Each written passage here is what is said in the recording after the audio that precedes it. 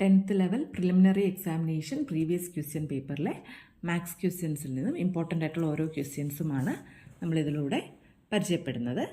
ഒന്നാമത്തെ ചോദ്യം, 1നും 50നും ഇടയിൽ 6 കൊണ്ട് നിശേഷം ഹരിക്കാവുന്ന അക്കങ്ങളുടെ തുക 6 വരുന്നതുമായ എത്ര രണ്ടക്ക സംഖ്യകൾ ഉണ്ട്? ഓപ്ഷൻസ് 2, 3, 4, 5. അപ്പോൾ 1നും 50നും ഇടയിൽ 6 കൊണ്ട് നിശേഷം ഹരിക്കാവുന്നത് അങ്ങനെയുള്ളത് 6, 12, 18, 24, 30, 36, 42, 48.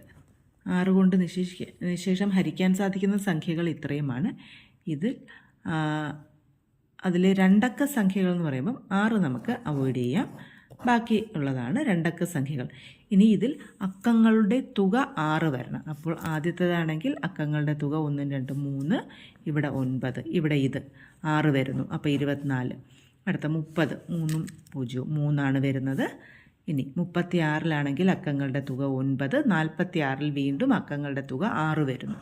42, 48 അക്കങ്ങളുടെ തുക 12 വരുന്നത്. അപ്പോൾ 24ഉം 42ഉമാണ് അക്കങ്ങളുടെ തുക 6 വരുന്ന 1നും 50നും ഇടയിലുള്ള 6 കൊണ്ട് നിശേഷം ഹരിക്കാനും സാധിക്കുന്ന രണ്ടക്ക സംഖ്യകൾ. അപ്പോൾ 2 സംഖ്യകളാണ് നമുക്ക് കിട്ടിയിട്ടുള്ളത്. ഓപ്ഷൻ എ 2 ഉത്തരം.